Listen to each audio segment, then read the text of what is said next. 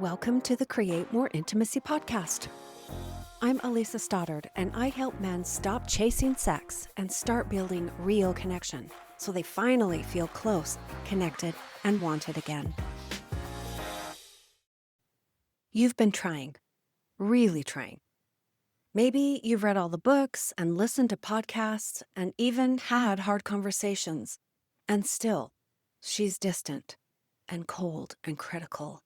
And it feels like nothing you do is ever enough, and you are exhausted. Because how much more are you supposed to give? I want to say something here that may feel like a punch in the gut, but it also may be the most hopeful thing I could tell you. You're not the problem, but you're not off the hook either. Let me explain.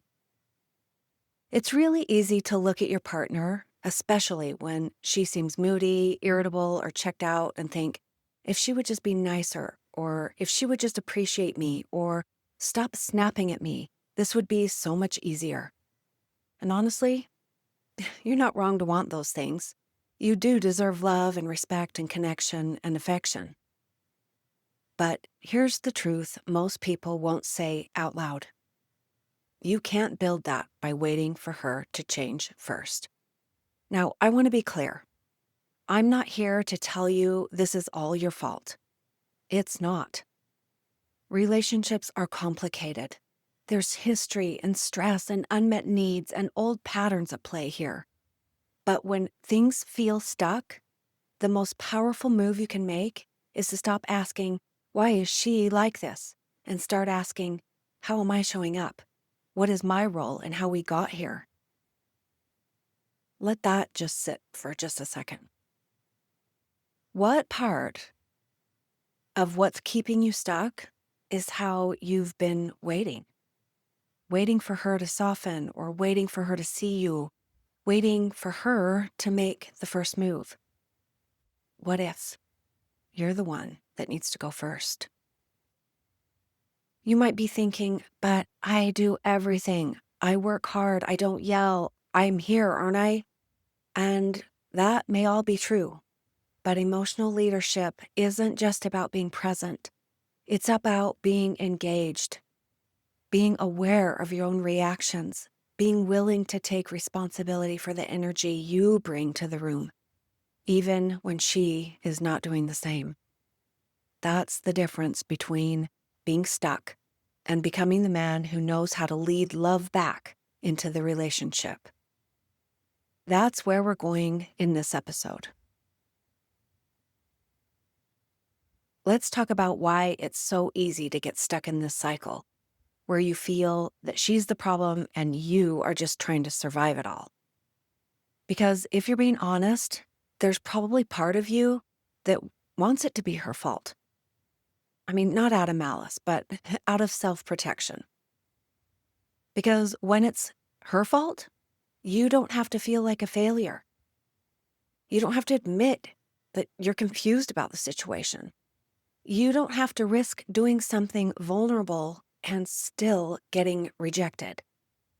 And blame feels so much safer than hurt, and it also keeps you powerless.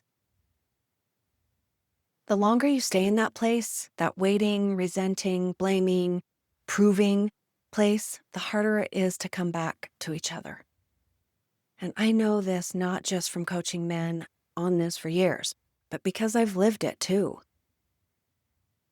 There was a time in my own relationship when I realized I was holding back. I was scared of being hurt. And because of that, I never went fully all in. I wasn't mean, I wasn't distant, but I was self-protecting, and I was careful with my love. And that made a big difference, even if I didn't want to admit it.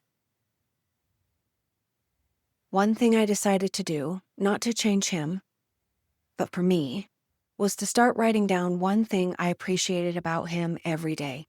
Just one sentence, one small thing that I noticed. And I will be really honest with you here. There were some days that were really hard to find one thing that I appreciated. And so sometimes I would just put something like, I appreciate that you are in our family, or something very non-committal. And anyway, I did that for a full year. At the end of that year, I gave him that little notebook as a gift. But what mattered more than giving him that gift was how that practice actually changed me and how it shifted how I saw him. And I softened in places that had gone rigid. It helped me feel more connected and more open and more aware of what he was doing, more present in the relationship, because I wasn't waiting for him to be different. I was choosing how I wanted to show up. And that's the kind of shift that I want for you. That practice changed our marriage, and I want that for you too. But not for the reasons you might think. Not because your wife is perfect and I'm taking her side. Not because you need to be a doormat. But because your experience of your relationship changes the moment you take ownership of your role in it. It's not about taking all the blame. It's about reclaiming your power. So, what does it actually look like to take ownership in your relationship? I'm going to talk this through slowly because this is probably new or something that you don't practice very often. And I also want to say that this isn't about like doing it perfectly or right or doing everything right. It's about building awareness and choosing to lead emotionally, even when it's hard and your instincts are saying that you want to defend or retreat. And for most men, that's not something anyone ever taught you how to do. Let's start with a few common patterns that I see with nearly every client that I work with. She gets upset, and you either try to fix it or you get quiet. And that leads her to pull away. And so you wait and you stew, and then maybe you explode or check out. And she says something critical, and immediately you feel attacked and explain all the reasons that she is wrong. Does that sound familiar? That is not a character flaw. That is emotional self-protection. But it also keeps you in a loop where nothing changes. So let's flip the script here.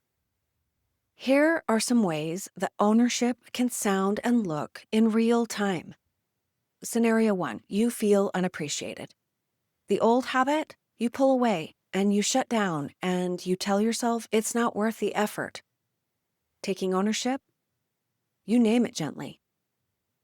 I know I don't need a gold star, but sometimes I feel like what I do doesn't matter.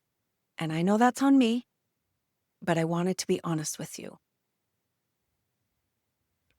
Scenario 2, when you get triggered or activated during an argument. The old habit, you go silent, or you escalate, or you throw out a sarcastic jab. What does ownership look like?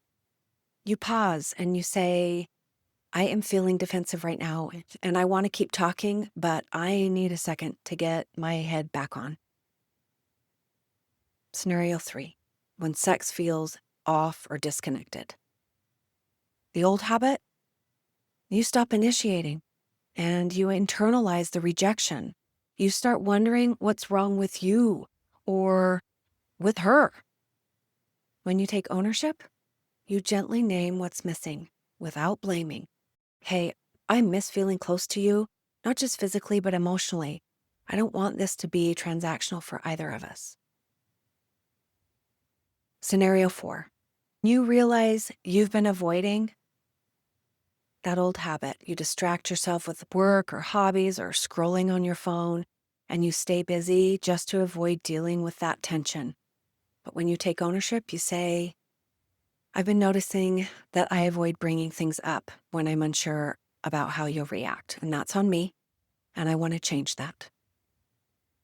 The pattern here isn't perfection, it's awareness and responsibility.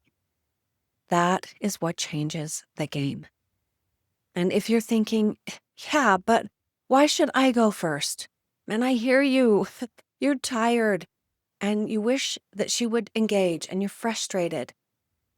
And maybe you've been trying for years, quite honestly. But if you want real connection, You have to be willing to lead, to create safety, to go first, even when it's not fair. Because leadership isn't about fairness, it's about creating something better. And that's what ownership actually looks like.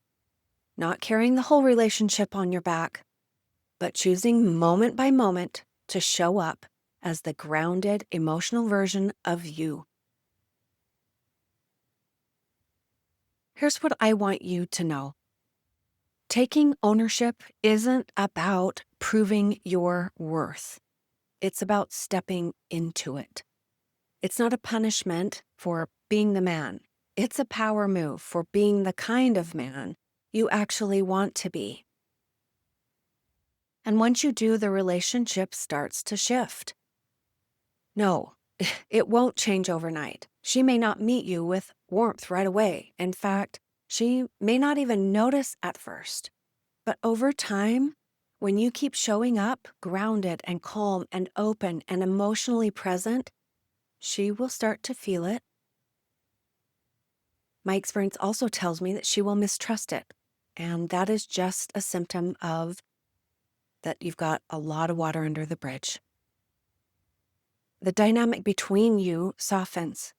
The arguments maybe don't escalate as quickly, and the silence doesn't last as long, and the distance begins to close. And even more importantly, you feel better about it. Because you're not just reacting anymore, you're leading, and you're proud of how you showed up. You didn't win or fix her, but you stayed present, and you stayed steady, and you stayed aligned with who you want to be. Again, that changes everything. For your relationship, for your confidence, for how deeply you can love and be loved. It might feel impossible right now, but I promise, it's not. This is the work that I do to help men every day. And not because they're broken, but because they're ready to stop staying stuck. Before we wrap up, I want to leave you with this. You don't have to fix everything today. You don't need a 5-step plan even. I'm not even going to give you that. You just need one thing: willingness. Willingness to be honest with yourself. Willingness to lead instead of waiting. Willingness to show up differently even when it's hard and you think you're the only one in it. So here's a question to take with you. What's one thing you've been blaming her for that you're now willing to take ownership of? Just one thing. Take a minute. Now, you don't have to tell her yet. You don't even have to make it a whole big thing. Just start with you. This inner shift, this is where intimacy starts to rebuild. If you want help doing this work, real lasting change type work, I can help you with that. That's exactly what I do when I work with my clients. We walk through learning to lead with emotional maturity and untangling old patterns and creating connection instead of conflict, and finally feeling respected, appreciated, and close again. You do not have to stay stuck. You just have to stop waiting. So when you're ready, you know where to find me. Thank you for joining me on this episode of Create More Intimacy, a podcast for men. If this spoke to you, share it. Leave a review. And I'll see you next week. Thanks for being here. If something in this episode hit home, don't forget to subscribe and leave a review. It helps more men find the support they need. And if you are ready to get help or take the next step, you'll find the link to book a free call in the show notes. I'll see you next time.